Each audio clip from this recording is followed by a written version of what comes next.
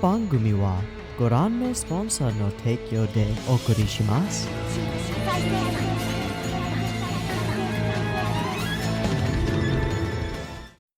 Shoujo Revue. Alrighty, welcome everyone. I'm Teeaboo and I am here for Shoujo Kageki Revue Starlight episode 11. Last week we watched episode 10.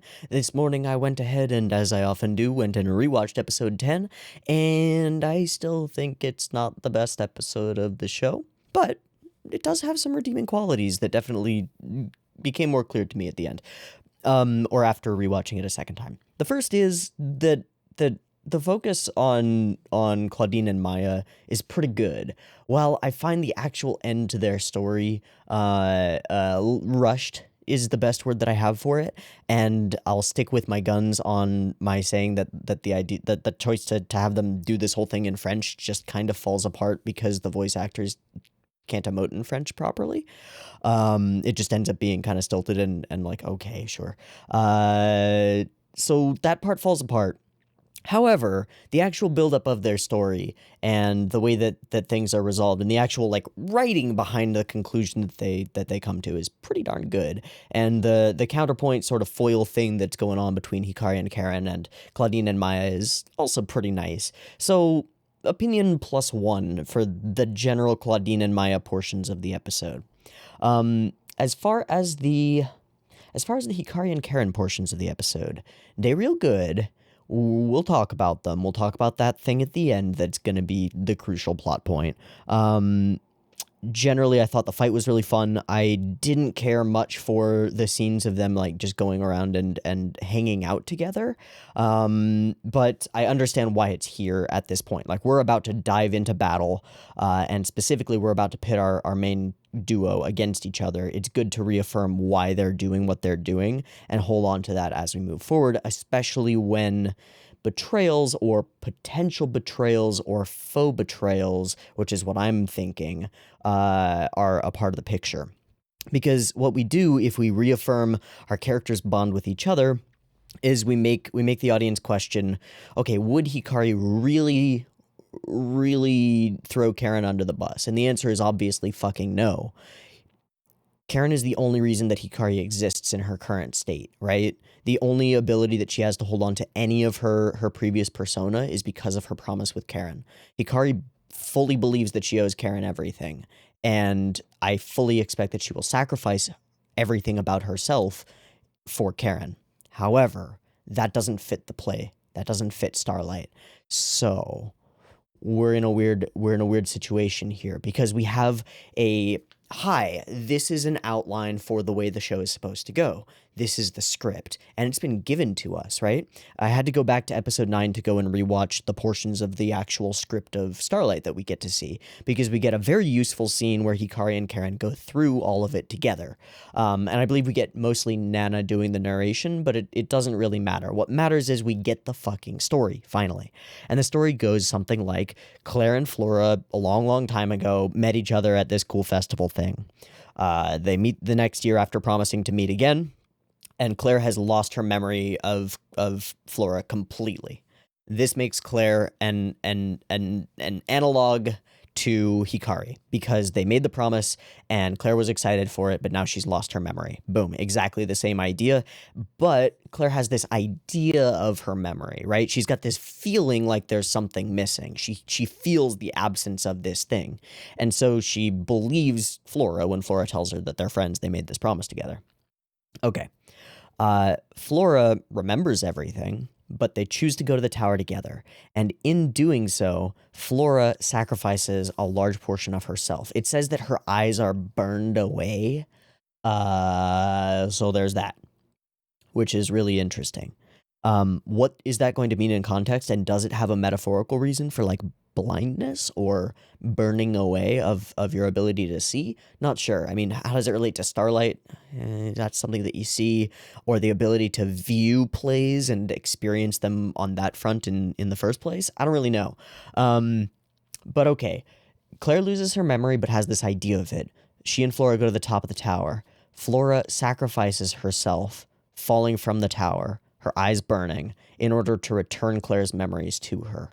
and it works. But it's tragic because she gets the memory of her friend back, and in doing so realizes that she has lost her friend, right?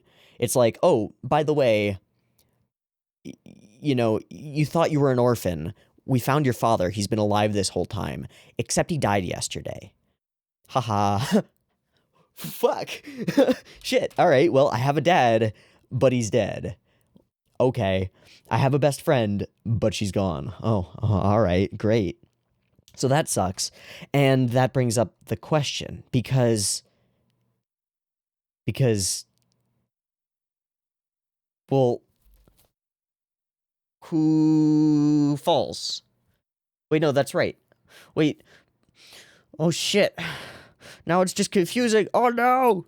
Okay, but they end up getting confronted by a series of goddesses who obstruct their path exactly as it happens in reality, and then they make it to the top of the tower. They do some stuff, and eyes burn, and she falls, and then Claire is left alone, but she has her memories. And then it's made even more clear, or it's supposed to be, but I've got a theory about this, an interesting one, but we'll talk about it. It's supposed to be made even more clear by the two lines that they say after they go through the text, right? So Hikari and Karen are sitting together, and this is back in episode 9 again. Sorry that we're jumping back to episode 9, but this is the crucial stuff, and now it has more context given what we have in episode 10. So there's stuff to talk about here. Immediately after they finish reading the text, they both go, "Oh, it's so great. Yeah, it's so great. I can't wait to do more." And Karen, we cut to Karen close up, and she goes, "Flora's bravery in her attempt to achieve a miracle for a friend, fearing no danger," right? So we're showing that each of these characters clearly reveres one of the major characters in the play. Hikari, Claire's strength, continuing to remember the promise she made with her dear friend, having forgotten all else. Okay, so both of these are very, very clearly a link between Karen and Flora and Hikari and Claire. Both of them are talking about revering that one individual, the one that is most obviously the one that relates to their personality and their person. Claire's the one who remembers despite forgetting, right? Hikari's the one who remembers despite forgetting. She manages through a miracle to hold on to her sense of self via that promise. Okay. Flora, Karen, is brave. She attempts to achieve a miracle for her friend. She sees her friend in danger, Hikari down there fighting Juna, and she jumps in, fearing no danger. Brave. Courageous. That's Karen to a T, right? Okay, I've got a weird theory about this. If this were the case, and the play were to go as planned, then Hikari as Claire... Hikari as Claire would be at the top of the tower, would steal Karen's glimmer, and would become a top star for all eternity, right? Okay. What if we swap it? That's my thought. And my thought comes from Liz and the Bluebird. Because a large portion... Spoilers for Liz and the Bluebird, kind of. A large portion of the crescendo of Liz and the Bluebird is the realization that you have been likely misled by the movie to think that one character is Liz and the other character is the Bluebird, and the eventual climactic revelation of the film is that it's the other way around. I think that we're going to do the same thing. I think that in the moment now, up until this point, Karen has absolutely embodied Flora, and Hikari has absolutely embodied Claire.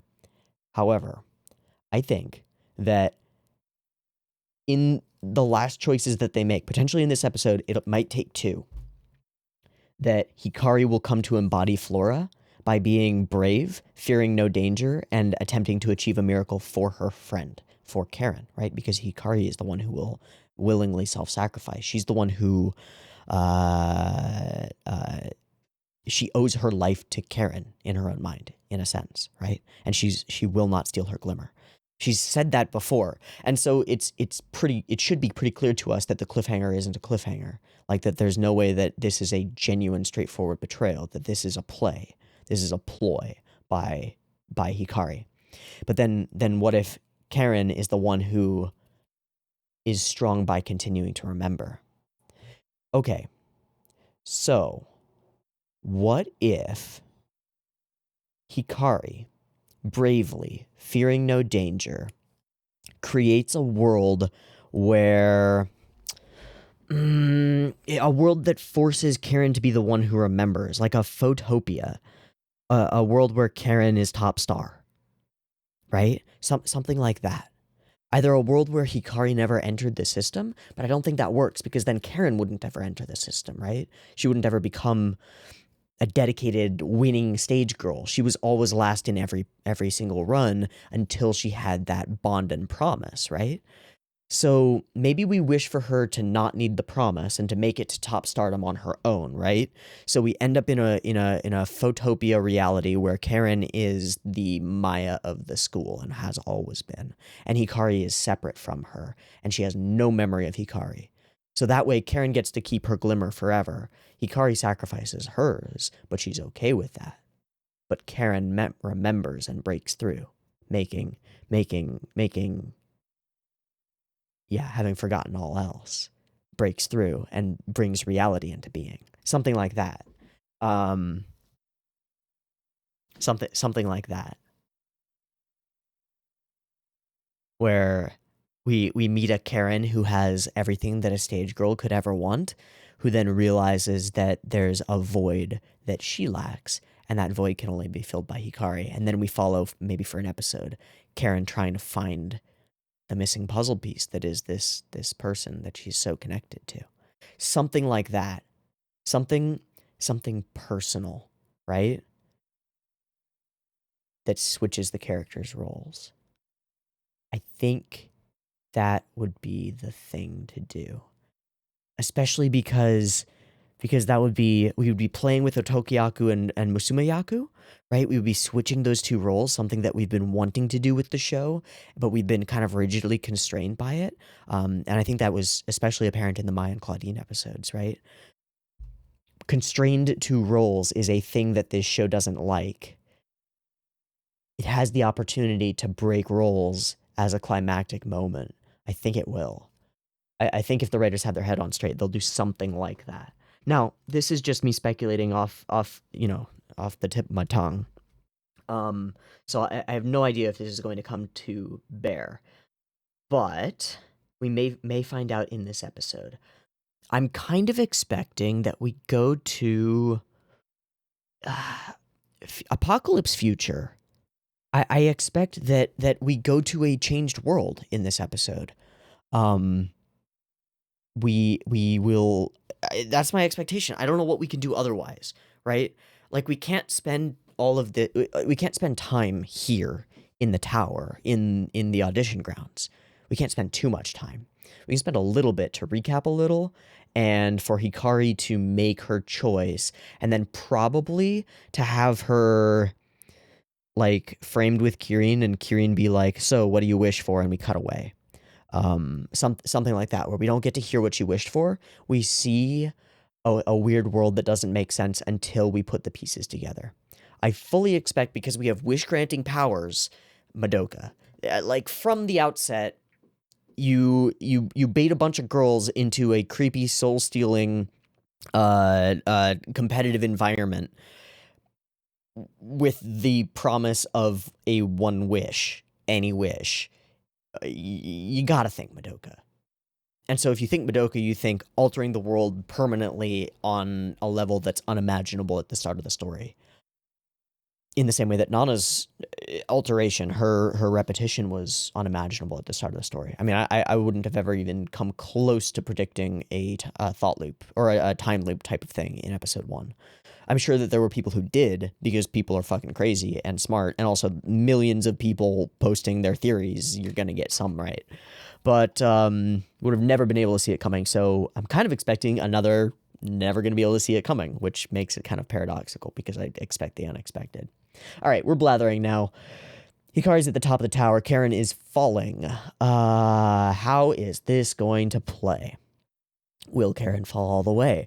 Will we subvert? Will Karen stop herself and somehow manage to get up to the top of the tower and steal Hikari's place? I don't think so. I think Hikari gets her place. I think her wish is going to be altruistic in nature to some extent. I don't know if it's going to backfire the same way that Nana's did. That's another interesting wrinkle here.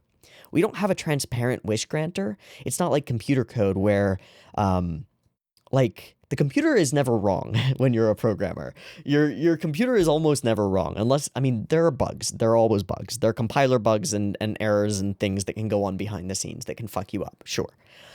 But 99.9999999% of the time, the computer isn't wrong.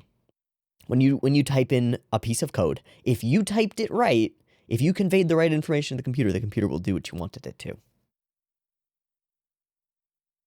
Kirin, the wish-granting giraffe, is no computer. Kirin's a fucking asshole. We learned that last episode if we didn't know it before, when he was like, so you make it to the top. Well, double battle. So you've won the double battle. Fight each other. Ha ha ha. Ha ha ha. No one person can be star. Ha ha. Alright, fuck off, Kirin. So, say that we get that wish, right? And Hikari wishes, I wish for a world where Karen wants to become top star without having a promise to anybody else and just does it on her own. How do you even fuck with that? I don't know. Just Karen ends up really fucking depressed and alone with no friends. I don't know. Okay, we're blathering and speculating in directions that are fizzling out. Let's watch this episode. Okay. Revue Starlight, episode 11. I have it up and ready to go. Ripple subs, no Romaji, good to go, ready to roll. It's at 0 seconds. There will be 2 versions of this reaction. You can find a picture-in-picture version with the video up there, linked in the description, and a timer-based version up on YouTube. If you would like to do a syncy thing and sync up your own copy of the episode with the timer-based version, you are welcome to do so. Just get your copy ready because the beep timer to count you down will be coming at you now.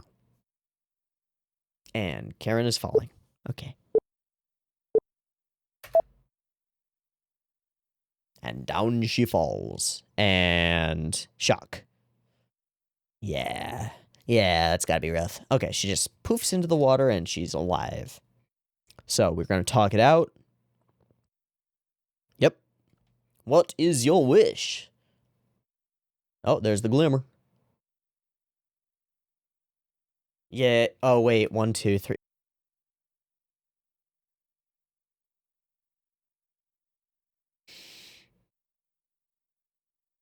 There's our question. Do we cut away? Cut to OP. Waiting for it. Okay. Straight refusal. Then I don't want to be on the stage. Oh.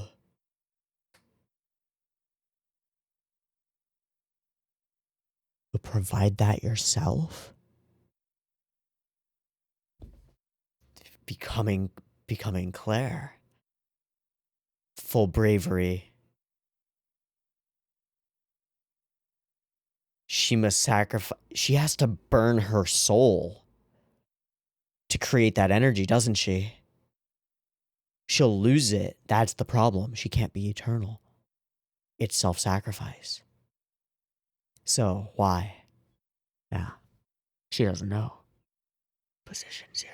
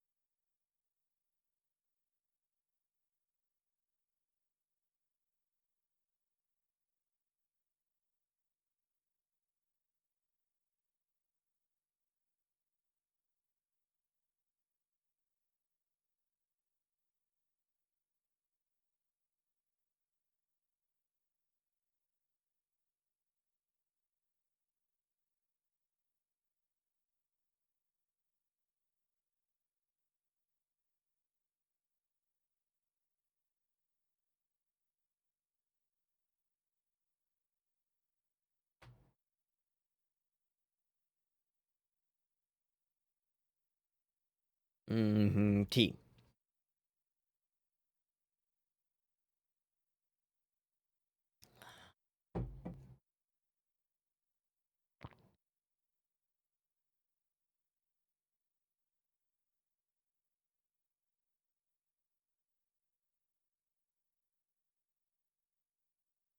Okay.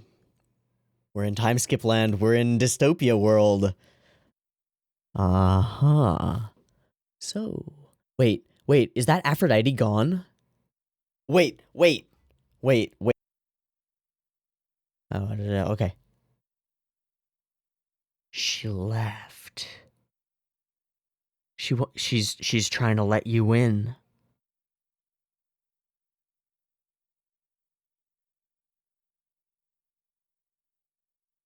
Huh.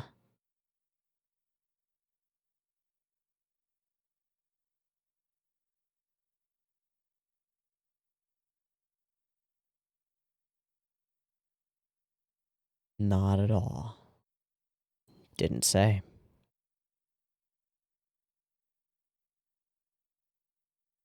To keep you from following. All right, the calls start.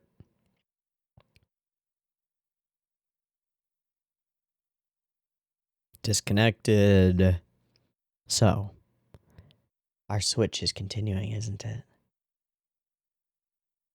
Now it's Karen who knows that something is wrong and seems to be hunting it. And she doesn't remember, right? Because that's part of the system. She doesn't remember. 2 days later. Oh, packing bags, are we? Oh, going through her packed bag. And leaving Starlight behind. How can it be?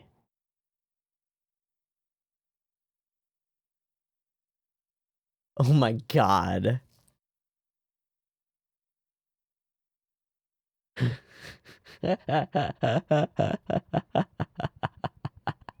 Just phoneticking it out.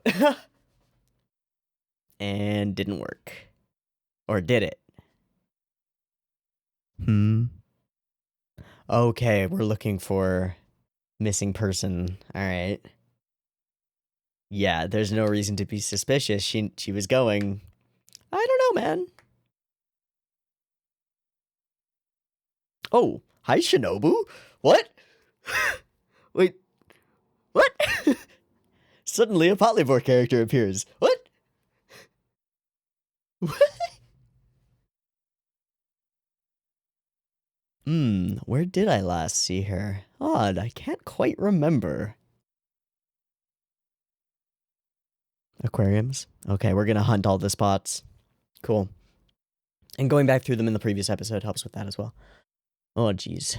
Oh, Karen. Oh, Karen. Now, it might be that she's been fucking disappearified by Kirin. Okay, expected. All as it usually is. Right. A month later. Welcome to the spot. Do you remember? Do you remember? Holy shit. Wow, still? Still. Poor Mahiru sitting here just being like, dude, give up. I'm right here. Take me now. Shit.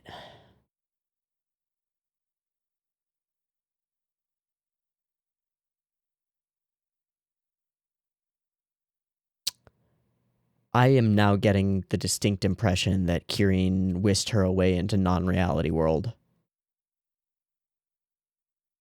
Hi, Nana. That seems to be what's happening.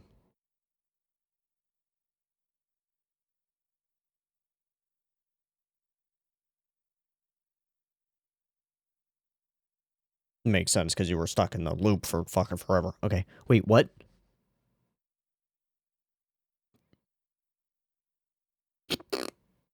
Excellent. Hoto banana. Ah, she's sending it.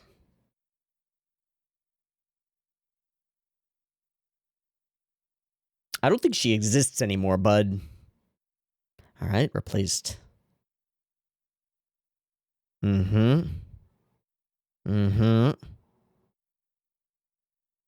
A chance for everything to go on undisturbed and unfucked. Right. Right. But one without Hikari in it. Is it right? Okay, she remembers. Odd.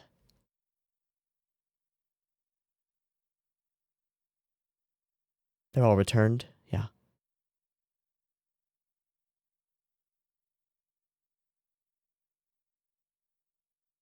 We're staying overnight. Wow, hello, scary looming banana. What the fuck? Okay.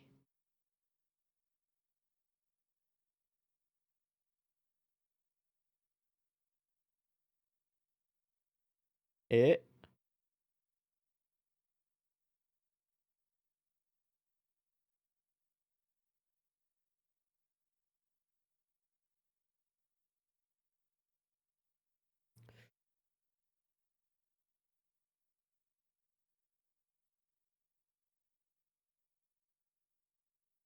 Uh-oh.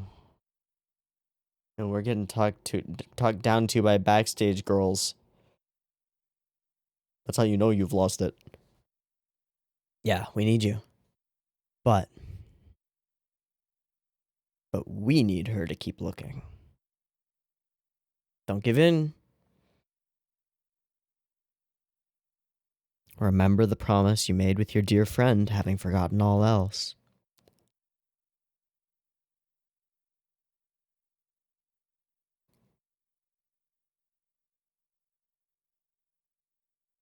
Hello, all of our pairs that are happily existing as pairs.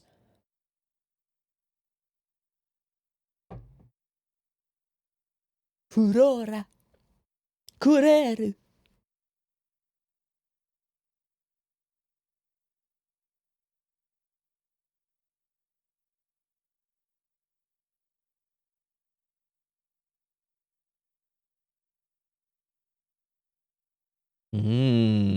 That seems like a familiar line. Even though Karen didn't steal her glimmer, something's missing. It's almost like she needs Karen, and Hikari needs Karen, and Karen needs Hikari.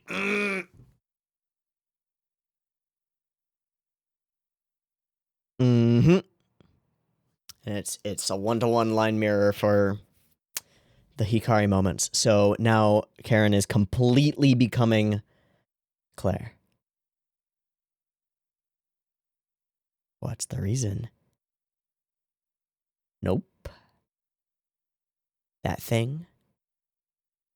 And yet.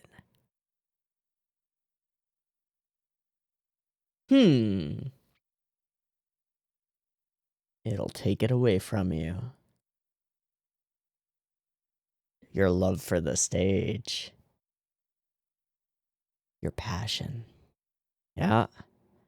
And it's been taken away anyway. So that's the trick. Right. And now you have too.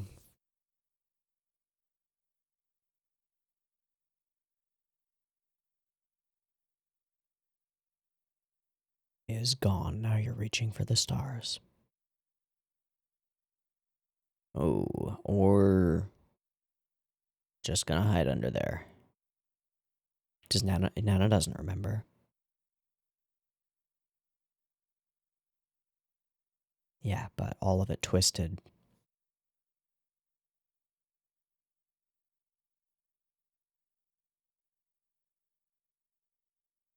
Hikari that illuminates the stage.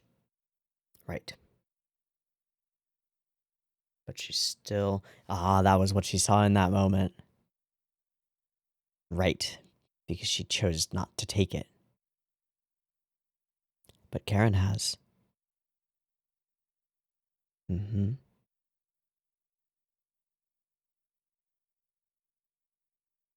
not worth it.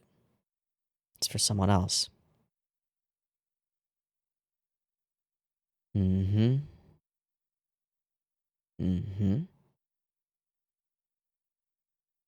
Noble sacrifice. So we end there. Oh wait, there are more episodes. Right. She's still without. She is suffering. Wherever she is, whatever she's doing, she's in pain. The question is she in reality? That's the main question. Is she on planet Earth? Mm-hmm. Sure. But we can make our own Starlight. Mm. Can make our own Starlight.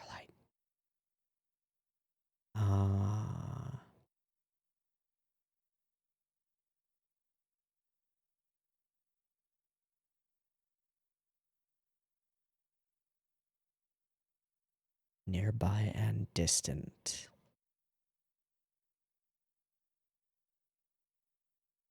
I got the dictionary out. Wait.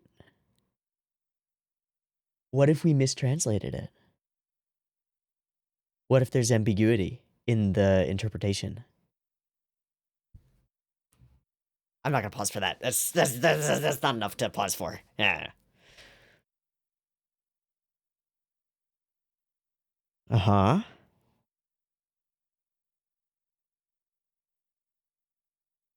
Hey, make that matcha. Fucking doing it right, too.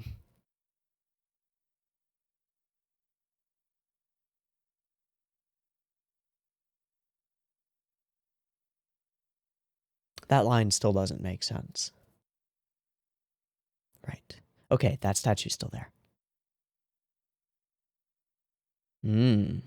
Timing.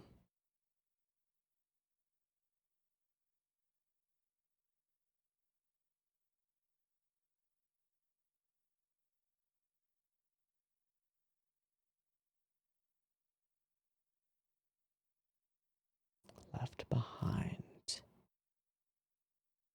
Where's that exactly?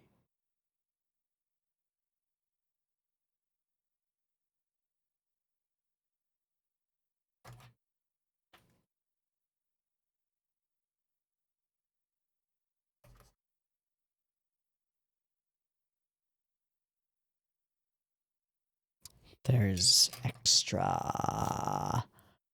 Yup. Oh my god, I thought so. It changes everything.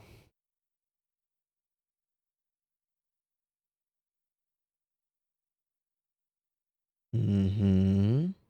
Bling. Lights coming on. Somebody's got our glimmer back. Somebody's got a goal. Somebody has a particular star that they have longed for, named Star.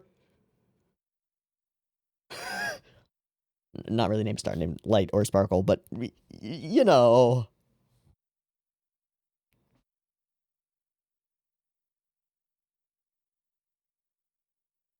Oh my god, we're just gonna physically break through.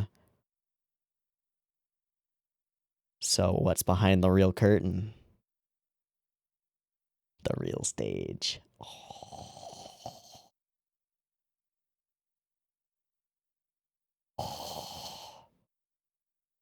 Badass. All right, we gonna get a little crack of light. Little triumphant moment.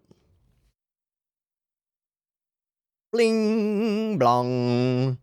Okay. Are we getting alien abducted? Suddenly, there's an elevator door there. Ha ha. Okay. Forcing our way through.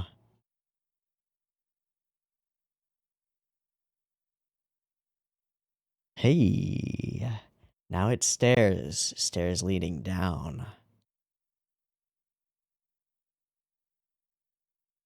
I'm coming. Okay, here's the reality. This is the real place under here, right? Interlude being a stage girl. Okay. No battle song, right? What is this? Okay. Who's behind her? Is that Juna? It is. What? How did she get here? Are they all gonna start appearing? I think so. Mm-hmm.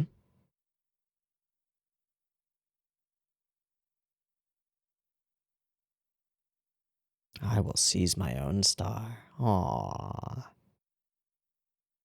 Aww.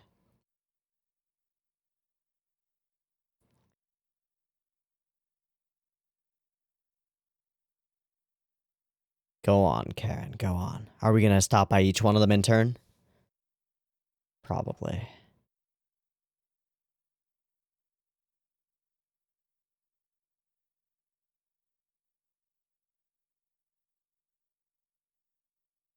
We're climaxing, but this is not the end of the the final.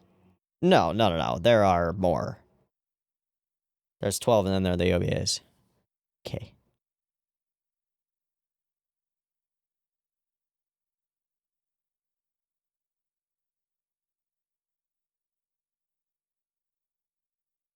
Everyone's gonna say the line. Are they gonna get it to do it together?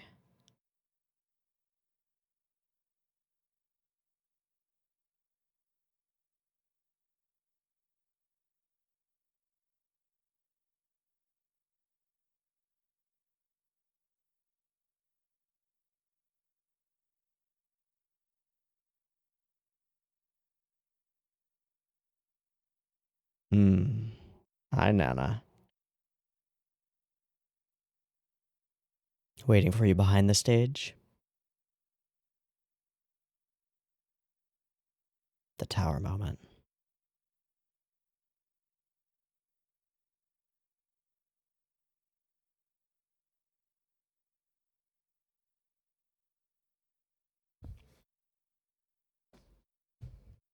Ooh.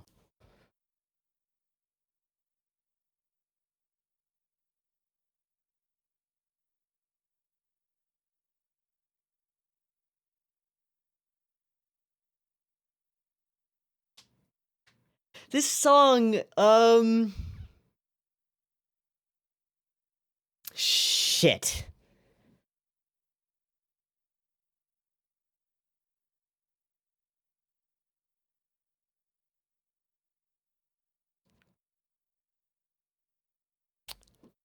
It's really similar to an American musical song, but I don't know what.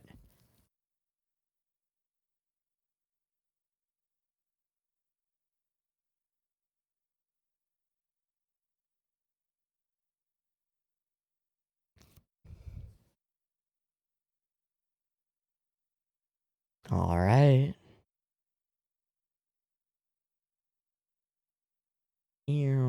Clunk.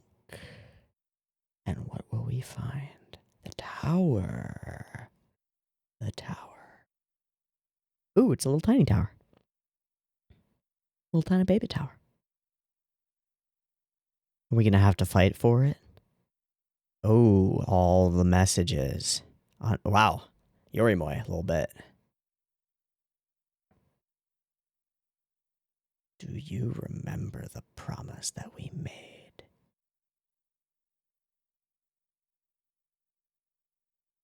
Whoa. Whoa. Whoa, trippy.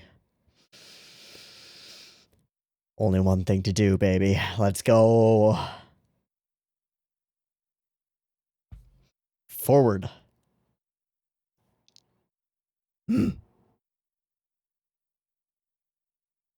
Onto the stage.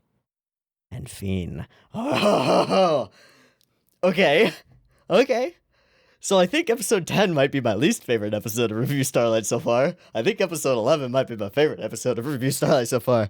If you couldn't gather by the number of times that I paused just to gush about things that I found really interesting in this episode. Oh boy. Oh boy. So exciting.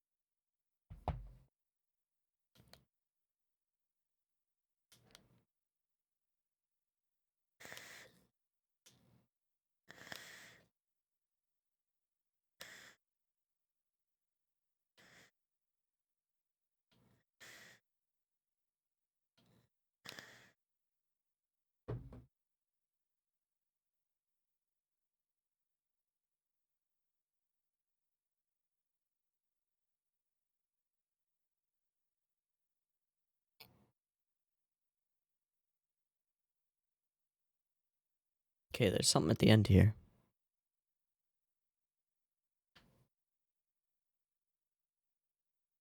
Oh. Oh. Oh, the fallen. Oh my god. Is the last title Revue Starlight?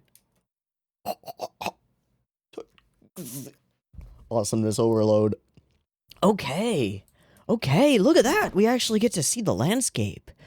That's not snow, is it? It's pink. Is it cherry blossoms? Maybe it is snow. Or no, it's a desert, right? Because that's where Starlight occurs. It's in a desert. Okay. So welcome to your loneliest world. An empty stage. Shit. Buffeted by endless winds. Stripped naked. No blade. Not wearing the tiara. Powerless. The tower fallen. The dream fallen, right? That they would stand together upon it. Boom, gone. But of course she remembers. And that's the torture, right? That's, like, if she didn't remember, this wouldn't matter. This would just be endless nothingness, right? But now it's endless nothingness with the understanding of what has been given up for it. Ooh, that's nice. Ooh, that's nice. Oh, that's hot. That's hot. Okay, I said it as we were fading out during the ED, but I think the previous episode might be my least favorite. I think this one might be my favorite. This one's really good. I mean, it's really good. So many things came together in this one, and I have to do it again. I have to be really proud of myself here, and I apologize for being an asshole about it, but I had absolutely no clue on any kind of swappiness between Karen and Hikari versus Flora and Claire. I just came up with that on the fly this morning, and boom, it seems to be exactly what's kind of happening, and I fucking love it. I think it's like as soon as the idea popped into my head, it was just like, yeah, that would be so good. That would be so good if they did. I really hope they do, and then they did, and it's so good. I love it. Also, just the photopia, right? The fake utopia. This is perfect. What's wrong? Well, everything's wrong. I'm actually really curious about this. So I'll probably fail to find anything. So this will probably just be a hard cut. But I'm going to go back to a previous episode. I think maybe episode 1 would be good for this because there are so many similarities. I think it's probably the same shots. And see if there are big noticeable changes. At first I thought that the Aphrodite statue was gone, but I don't think we get an angle that would see it. And we do see it later when they're eating lunch. So I'm just going to go through these shots and see if there's anything obviously missing from like episode 1. Give me a minute. Okay, I don't quite remember what I was doing when I left. Because I ended up getting stuck on the insert song. Which, by the way, I really like. I really like the Butai Shoujo insert song. The only issue that I have with it, which is not an issue with it, it's an issue with me, is that I swear to Jesus and Buddha and fucking Vishnu, any deity you can think of, atheismo, I swear to them all that there is an American Western musical with a set piece number, ensemble cast number, that has the same core melodic like thing in the vocal. And it's something like, we are something, something, something. But I don't know what that something, something is. And if I did, I could probably find the musical. But I can't. I know I've heard that before. And I think it might have been stolen. And I'm okay with that. But I'm really curious. If you have any idea of a musical track, I think it's an ensemble piece that sounds quite a bit like this one, please let me know. Because I just spent way too long trying to look for it and failed completely. Okay, what I did when I was leaving, I remember now. We see the opening of the New World Order, which appears and reveals that Hikari is gone. And I was curious as to whether there were any major changes. We don't really see that before, but basically everything else is all the same, and there's nothing interesting going on there. Except that everything else is all wrong, because it is wrong, because Hikari's gone, and that's fucking weird. It wasn't clear to me. I think this might be one thing that could have been done better in the episode. It wasn't clear to me whether Karen has her memories at this point. Does she remember Hikari, and where do her memories, like, end, right? Where do they cut off? Unknown. But it doesn't really matter because of the way that things play out eventually. Just showing us Karen desperately trying to reach Hikari as like a weird parallel to the episode where she was trying to find her and she was around, where she was nearby, where Karen could get through. Here she has nothing, no leads, nothing. And so months go by, months and months and months. And she enlists help from people and they help her, but she's getting more and more and more glum and more and more and more not okay. Oh yeah, Shinobu, she's just here. Hi. It looks like a character from Patlabor. It's pretty neat. Okay, and then, yeah, the realization that that is the location to go, and just sending messages. Going back to old spots. Music throughout this episode, and lack of music when it's not there, making these scenes feel really empty, and like the void of emotion within Karen. It's super well conveyed. Some very cute banana things in the episode. Some cute other things. Just generally seeing everybody being generally supportive is nice. I don't know why this shot is shot this way. Where'd it go? I've now lost it. The moment where Banana appears in the door. Oh, it's right here. Yeah, this is shot like the most horror movie it could possibly be. Jesus. Hi. Okay. Jesus. Terrifying. All right, yeah, and we get shit on by backstage girls. That's not good. Yeah, we can have someone else step in. Ha ha ha. Jesus. And here we have it. It's even the same hand motion, right, that Hikari did when she lost her thing. And she breaks. And she breaks. And she realizes that this is what Hikari has been suffering this whole time. That she lost what was most important to her. But of course we have the backfire, which is that the only thing that Karen wants is to stand on stage with Hikari. When you remove Hikari from the equation, she doesn't want it. She doesn't care. There's no motivation there, no goal. So, in a way, the star system itself actively prevents an individual who could be the top talent, two individuals who could be the top talents, from getting there. Hikari is great. Karen is good, but Karen is nowhere near as good as any of the other girls, except when she has the motivation from an external source. The star system actively, like, prevents her from becoming a top star. That's so interesting. So then we get this cool moment. It's almost, this is a Lord of the Rings moment, really. This is "and my axe," isn't it? We all sit around. Ah, yes. The One Ring once again has emerged. It must be taken to the place and destroyed. For we all care about this moment. Hikari is the one who saved us all. She sacrificed herself for all of us. She kept producing, kept being a stage girl and doing really well when she had no passion for it because she needed to. And then she sacrificed all of herself so that she wouldn't steal our glimmer from us. We must repay that. Fuck yeah. Then Hikari-chan is still deprived of it. Then she is still living with it. And then we get this. This is an amazing little plot element. And I think that just in terms of an idea for writing, this is one of the best ones that Revue Starlight has. Full stop. Because it's perfect.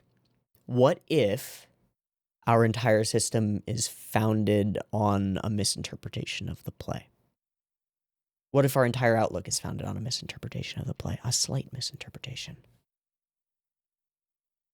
What if It would require someone who doesn't understand the language to go through it and figure it out for themselves and push through, driven. And everyone else, when they look at her, they're like, oh, you coping, are we? I see, okay. You cope. But they don't understand. As she translates, and as she translates, and as she translates. An eternal wish. Something.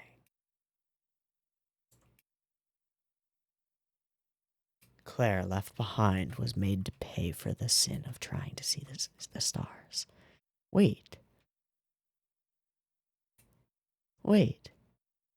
The star remembers it all, together with its twinkles.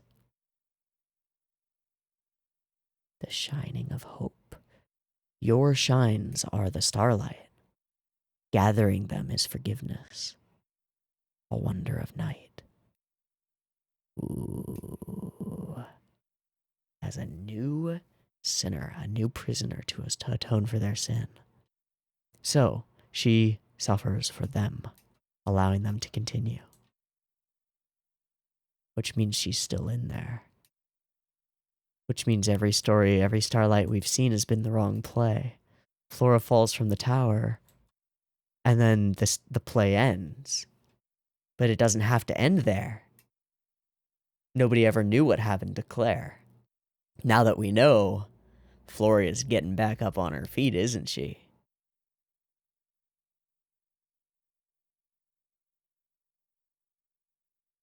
And she's doing so by remembering like Claire. Whoa. A small difference, but it makes every bit of difference. How cool is that? In that tower? Well then, nothing will stop me. Indeed. So, we bash at the wall. Fuck yeah, not our stage. Let's go. It's a wonderful moment. And then the cutaway, cut back, and there's an elevator there. Bling, blong, bling, blong. Welcome. So she pulls it open, and there's this distinct focus immediately afterward. Now there's the staircase. This.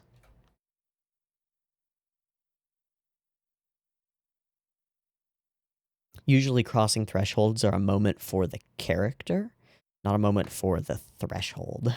But in this case, it's not that Karen is crossing a threshold, right? She's crossing a boundary, one that was intentionally there for her, that she had to break down. And now she's crossing the boundary. She's going beyond the lines of what she's allowed to do. Going beyond the lines of the role that she's been given. She's breaking and entering, just as she did from the very beginning.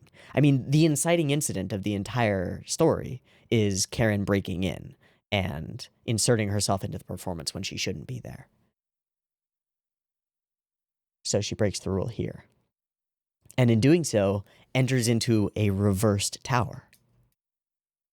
A staircase leading downward. Downward, downward. And instead of being confronted and stopped by the obstacles of all of the sinners, right, the goddesses, she is instead pushed forward by them. We'll be waiting for you on the stage. Meeting each of them in turn. So it's a reversal. We go back through all the characters that we've beaten before. And having gained their respect, we are told by them, keep going. Continue. Not trying to stop you. I guess that means we're all sinners. But fuck it. I want this. Nobody can stop me from wanting this. I want it. I want to seize it myself. So I'll be waiting for you on stage. And again, the song in the background is... It's fucking amazing. It's ensemble-y, and it's got everybody in it, and it's super good. It's super pooper good. But we found our glimmer together.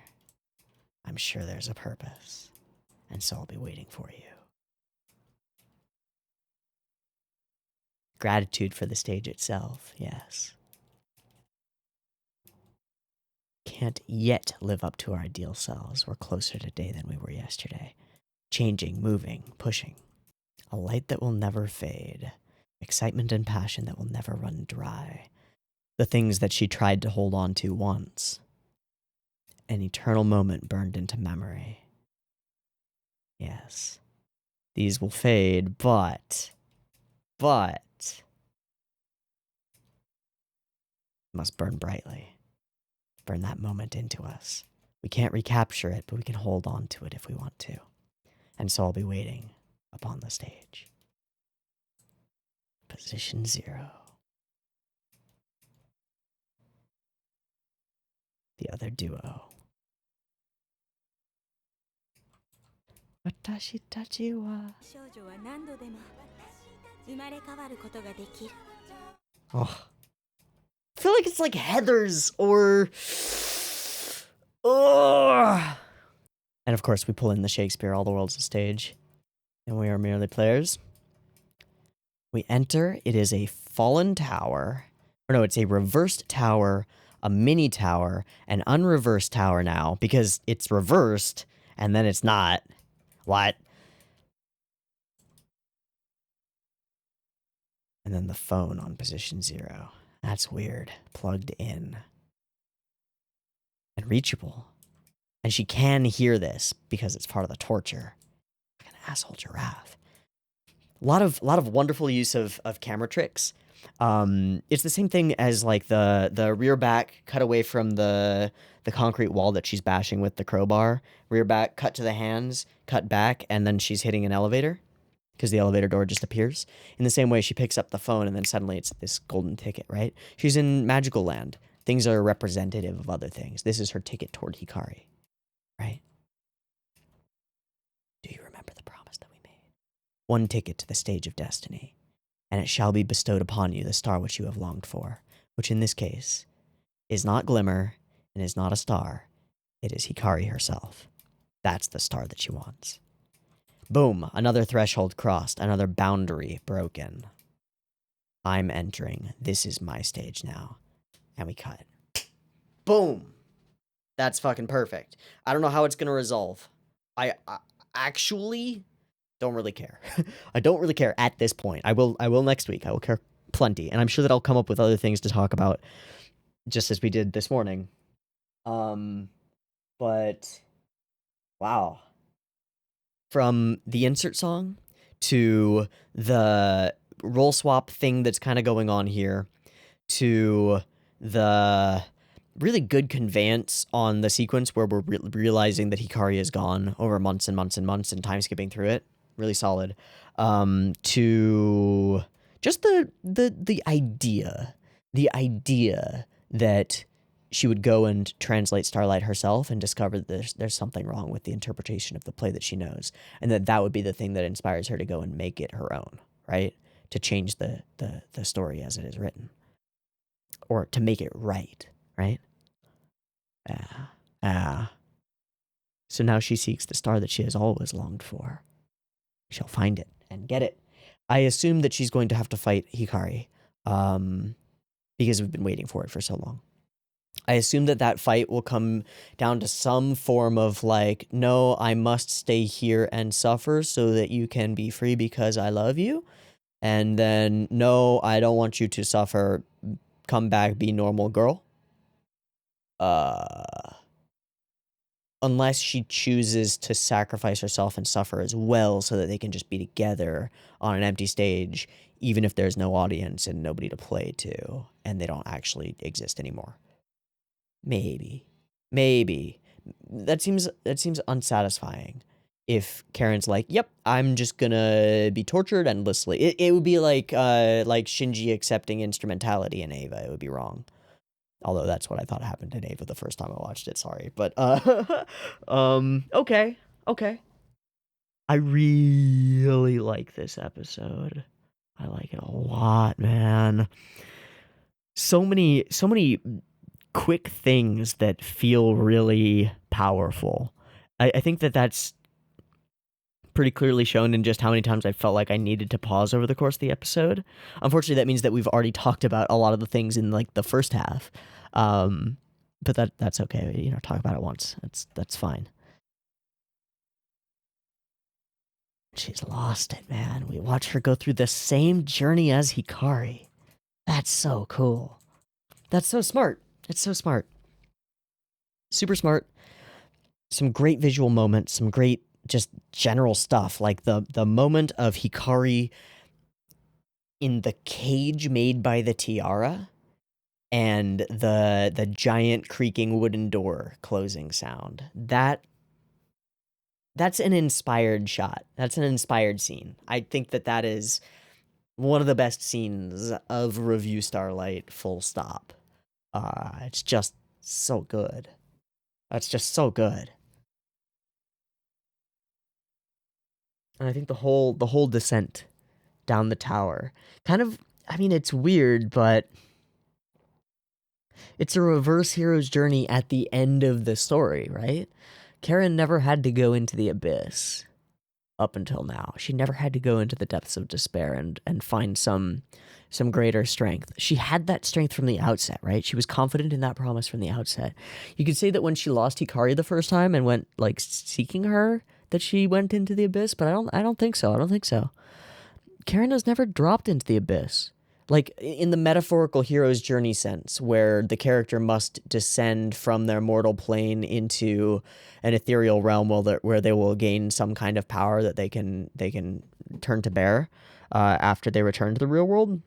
I mean, technically, the entire audition stage is the abyss in and of itself, and Karen's first journey in there was the thing that gave her like the outfit and stuff that she uses to fight from then on. But that doesn't fit it. It doesn't work. And it's hard to align this because Japanese storytelling doesn't rigorously follow that kind of like hero's journey style in the same way that Western storytelling does a lot of the time. So, meh. But all I'm trying to say is like Karen,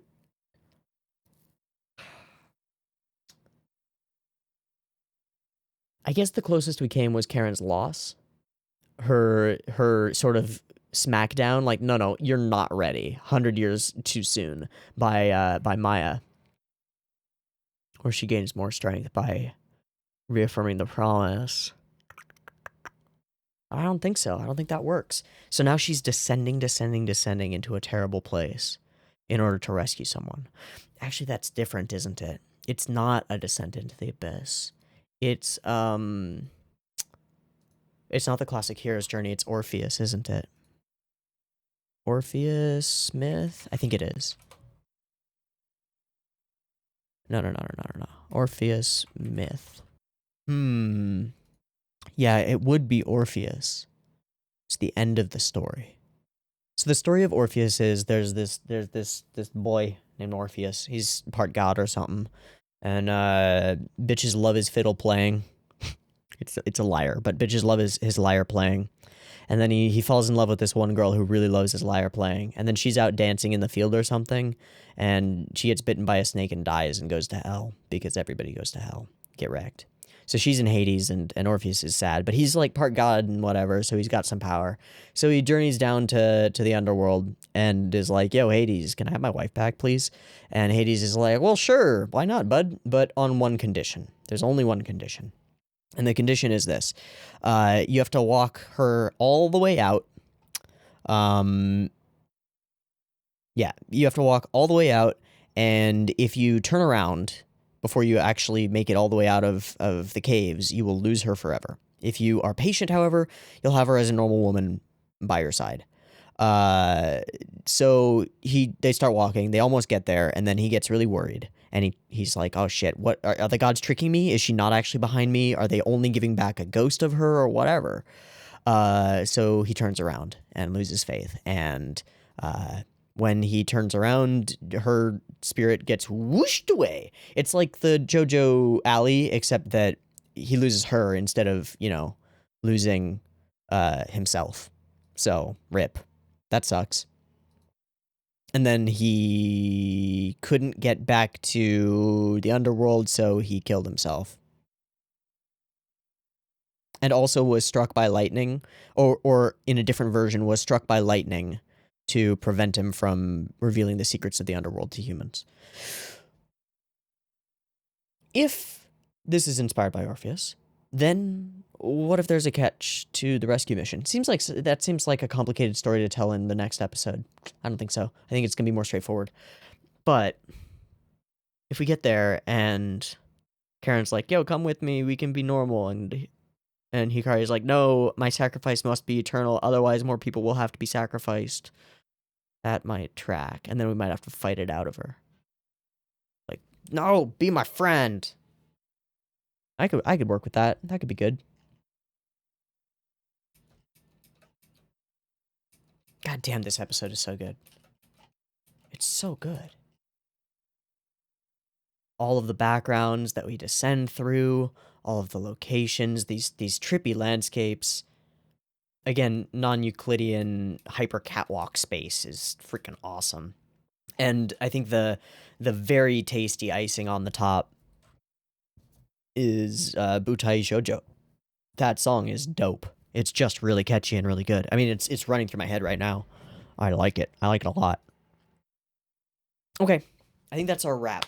I'm sure that I've missed things. Let me know what I missed in the comments. I'm totally cool with that. I am going to call it here.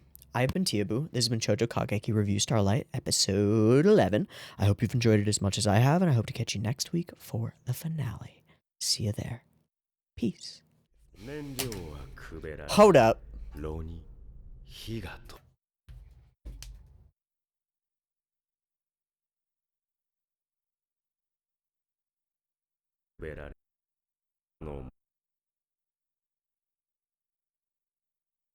There are 8 joules. Wait, no, there are 9. But one of them is way smaller than all the rest.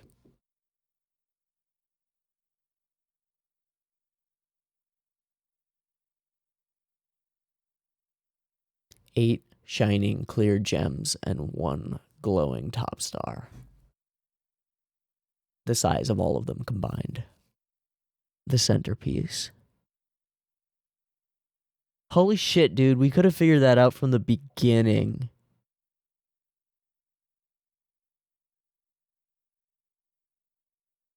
We could have figured that out from the beginning. It was right there the entire time. Wah. Wah.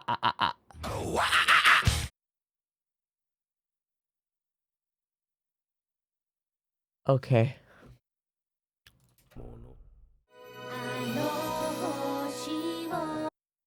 Already, this episode is fucking fascinating. Oh, shit. Oh, shit. Yeah, okay, there it is. 12. Oh, I don't have the QR code version on. 12, 18. Math, 27, 35. Boom. I have to do math to turn off my alarm. You can tell that I woke up early this morning because my alarm is set for 11:30 a.m. and it just went off. And I'm already like a half an hour into recording. Whoop. Yeah, I've got a thing. I thought it would be the QR code. I have to scan like that barcode in order to turn my alarm off to force me out of bed. It doesn't work that well because I end up going back and getting back into bed. Okay, anyway, I paused for not that reason, although that was very convenient that I paused before the alarm got too loud because it'll ramp up in volume. Apologies that it was in there at all. I'm really intrigued by this. Okay, so I don't want it. And she grips her blade, cutting herself. Okay, I don't want it. I don't need any fuel. It requires a large amount of fuel that makes your heart race and ignites desire. Uh-huh. Will you provide that yourself?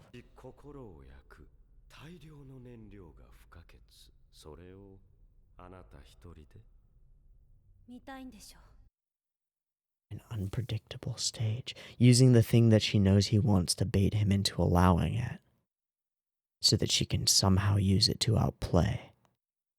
Because she's going to use this to outplay, I think. I mean, she may think that she's already won. I don't think she has.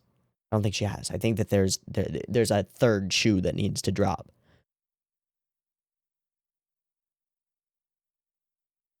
Let all the other girls keep their glimmer. Create an unpredictable stage where they can actually compete with each other, which is interesting. because their glimmer isn't stolen.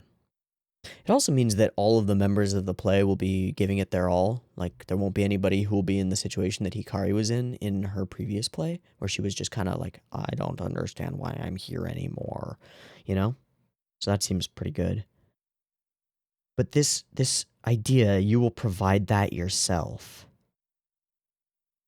That's like, that just screams soul conversion to me. It just screams like every time you get up on stage, you're going to literally burn away a chunk of your soul. And in a sense, a chunk of your stage girlness, right? But she doesn't have that anyway, right? All she has is her bond with Karen. Does that make them immune? No. Okay. So, Hikari is burning herself up. The thing here is that on first glance, I think this is doing what I want it to do, which is swapping the roles, with Hikari becoming Flora a bit, becoming brave, sacrificing herself in order to achieve, because the real goal is not the starlight that has been promised, right? That's the issue, right? Hikari played Claire up until the point where the play ends. Up until the goal that's been stated, which is the tiara, right?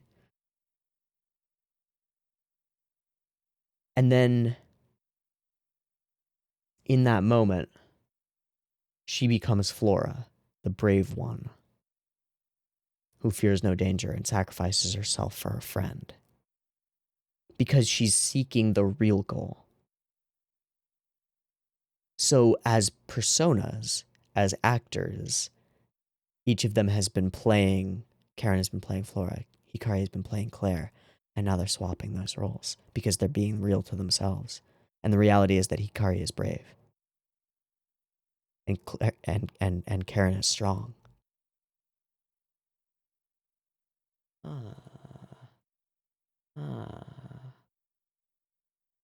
Where does that blood drip from?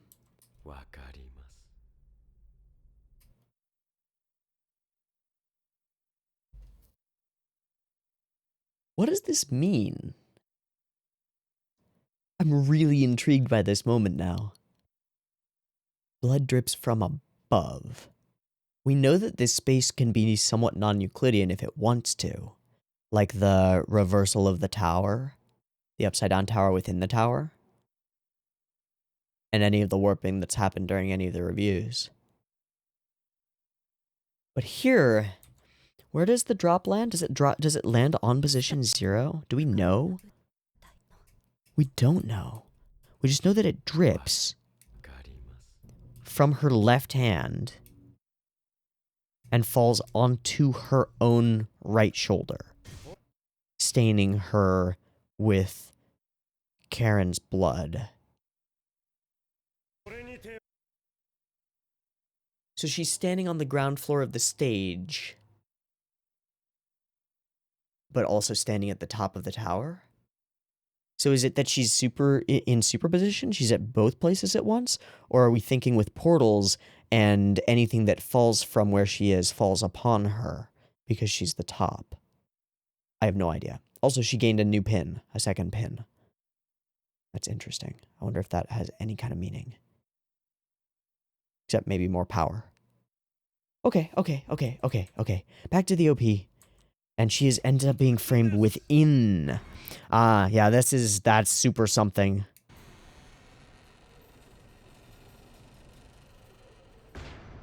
Okay, yeah.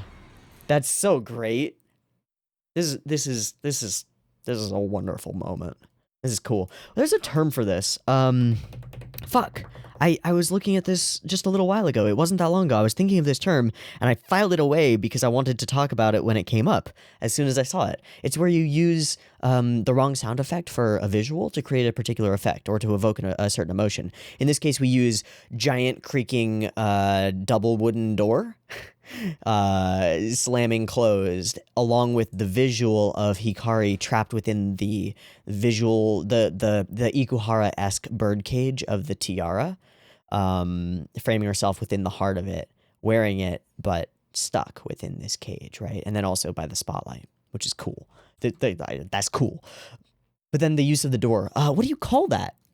Okay, so spatiotemporal congruence is the psychological effect that's going on, which is that when you hear a thing and you see a thing at the same time, your brain goes, these two things are related.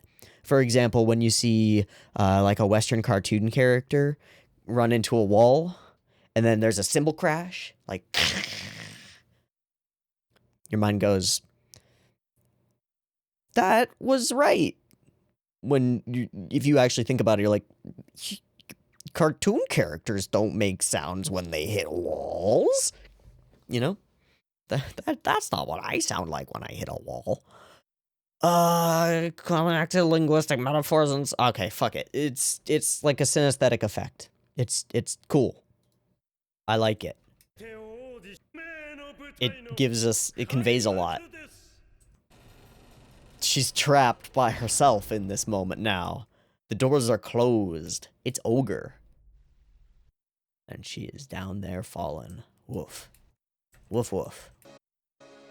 Okay, let's let the OP play this time, maybe. How many times have I paused now? Shit. This episode is becoming a problem.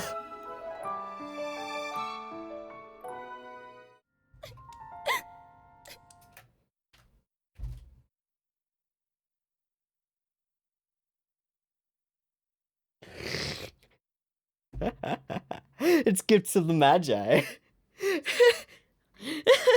It's the Gift of the Magi. 100%. Okay, you know the allegorical story, The Gift of the Magi, right?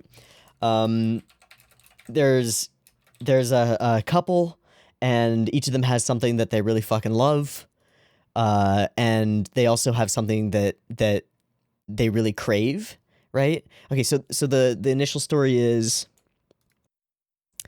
Right, okay, so there's a couple, and they have like 2 prized possessions between the 2 of them, and they're both relatively poor.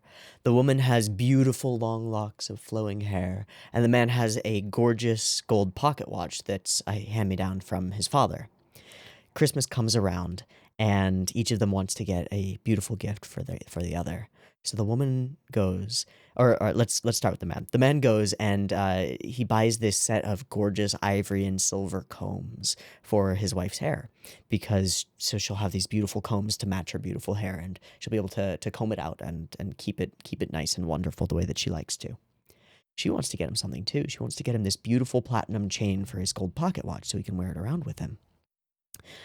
So he goes and he sells his pocket watch to buy her the combs, and she goes and she has her hair cut off and sells it to a wig maker so that she can spend the money on the pocket watch chain. And both of them buy something beautiful for the other person by selling the thing that was gonna be used for, right? Okay, what do we have here? Well, Hikari attempts to do something beautiful for Karen by sacrificing herself in order to prevent Karen's glimmer from being taken away. But in doing so, makes the crucial mistake of not realizing that she herself is the thing that Karen cares about most in the world, and therefore, by removing herself from Karen's world, she has still executed Kirin's plan. Fuck you, Giraffe. You got us. You got us. That was smart. That was clever. She has still executed Kirin's plan by removing herself from Karen's life. Karen has lost the thing that she cares about and her reason for being a stage girl in the first place. Because, as we said in the intro, Karen was 9th and always, or 8th or 9th, always, until she had that moment of sparkling motivation that brought her into it. She needs Hikari. She can't be a star on her own. So she has to be strong by remembering, and she has to go back and get her. I think maybe what we're going to do is have them both be both strong and brave, both remembering and attempting to achieve something, fearing no danger. Holding on to the memory while pushing forward to the future, right? Because those are the dichotomies that we've had. in large part. Nana holding on to the past, Hikari pushing toward the future, but being too arrogant toward it, right? Too far. And to strike that balance of learning from past mistakes while moving forward and changing.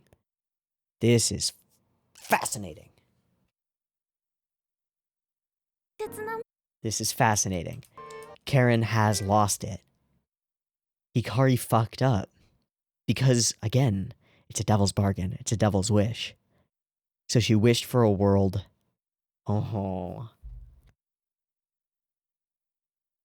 Where she wouldn't steal their glimmer. What was the exact phrasing? Let's go back. I need to know the exact phrasing. Hold on. It was a world where I won't ever have to steal Karen's glimmer, right? Something like that? There is not a specific line. Okay. Cool. It's just that I don't want it. I don't want it. I thought that she had said I don't want to steal Karen's glimmer. But that's not it. Because if she had said that, then this would be following the letter of that perfectly, right? Where she wouldn't have to steal any, but it would still be removed from them by alternate means. Wahaha. All right, we will continue now.